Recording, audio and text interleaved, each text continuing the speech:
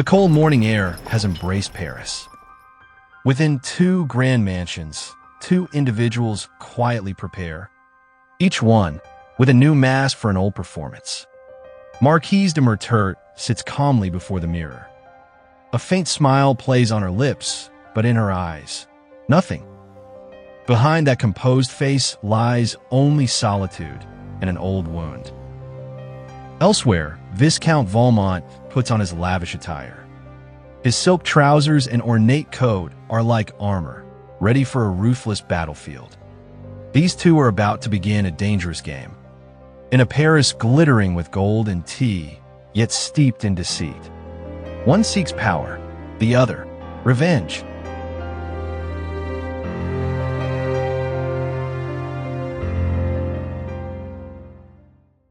Marquise, with an indifferent expression, enters Madame de Volanges' home. The sound of tea being poured fills the air, and talk begins of Cécile's marriage to Count de Jurcourt. Jurcourt, a name that carries the bitter taste of the past from Mertert. A man she once loved. Now just another name on her list of vengeance. Mertert sips her tea with a cold gaze, while quietly crafting a plan in her mind. In the darkness of night, Mertert and Valmont stand face to face. Old friends, both well-versed in each other's games. Mertert, calm and composed, says, "Cécile must fall before she reaches Jurcourt." Valmont smirks dismissively. "A naive, inexperienced girl? That's child's play." Mertert's eyes glint. "So you're after a more dangerous game?" Valmont, with a subtle, secretive look, responds softly. "Yes, my true aim is Madame de Tourvel." Mertert's gaze sharpens. "A married woman, pious and devout." Valmont replies with a teasing edge. "Such virtue is rare, and conquering it, now that would be a satisfying triumph." Mertert smiles slowly. "If you succeed, if you truly seduce her and bring me proof, not a rumor, not hearsay, but a love letter in her own hand, then my body shall be your reward." Valmont, a hidden smile playing on his lips, returns to his aunt's estate.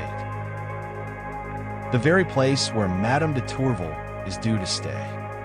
He spends his days by her side, always proper and courteous, and at night engages her in soft, respectful conversation.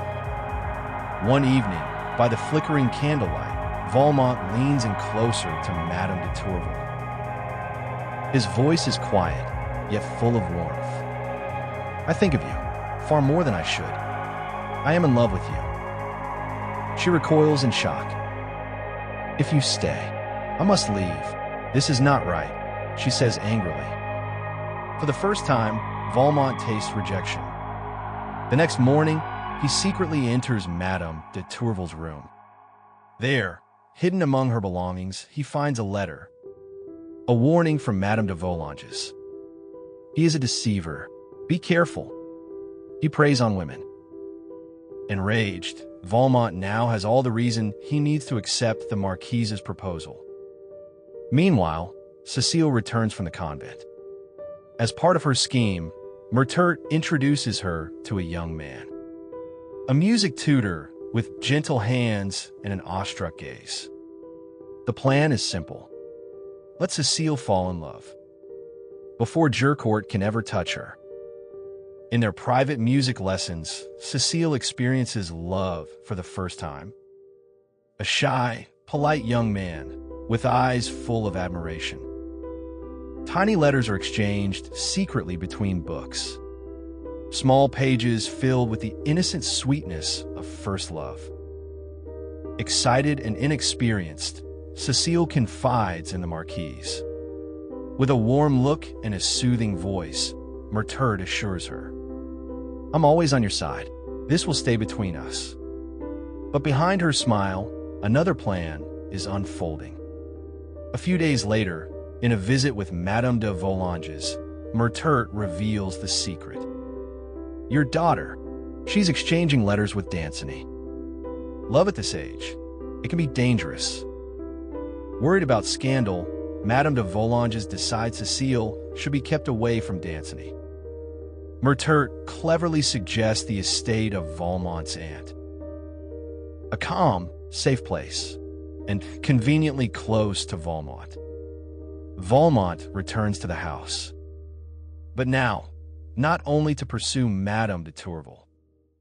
One night, under the cover of darkness, he enters Cecile's room with the excuse of delivering a letter. Startled by his presence, Cecile pulls back.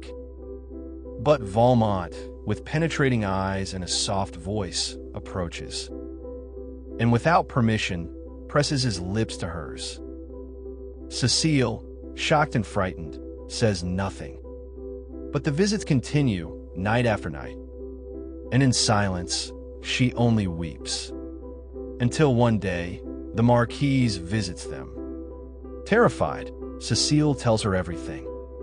But instead of anger, the Marquise smiles.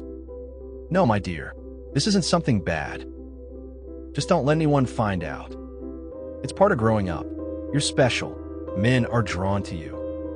And so, slowly, shame gives way to submission, and Cecile begins to mistake surrender for love. Cecile is now out of the picture. Valmont can comfortably return to his true game, seducing Madame de Tourvel. A secret correspondence continues between Valmont and the Marquise. In detailed letters, he keeps her informed of every step in his new conquest.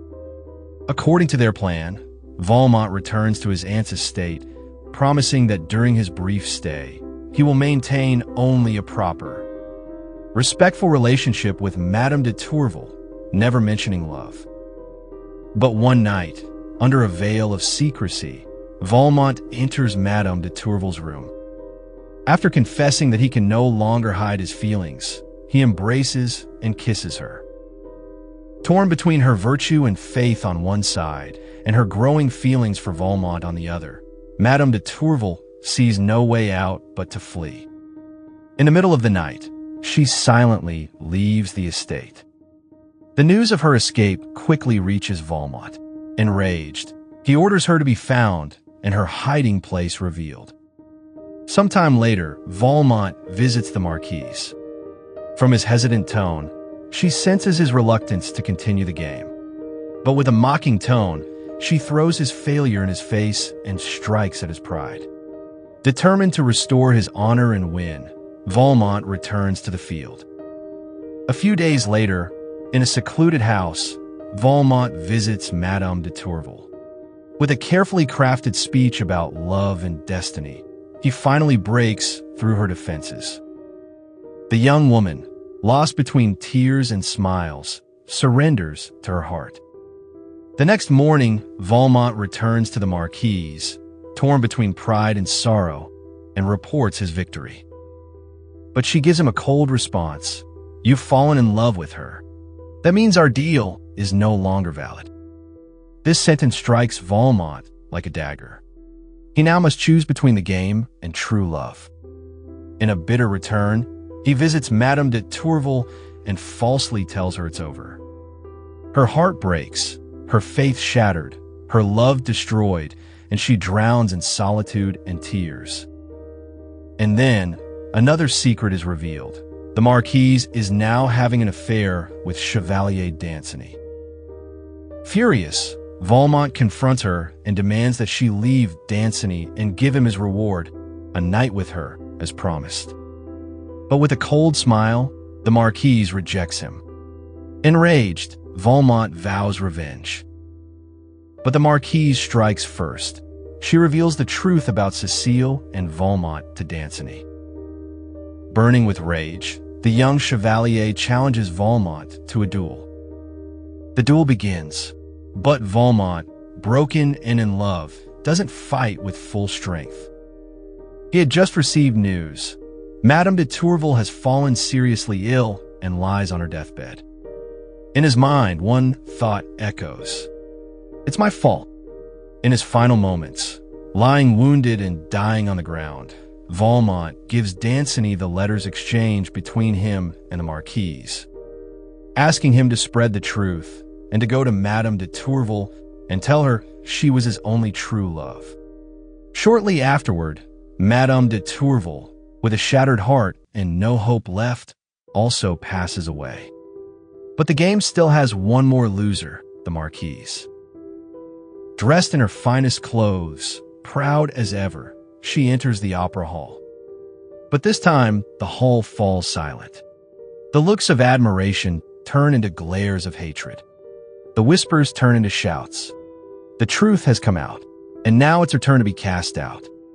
The mask has fallen, and the game is over for everyone.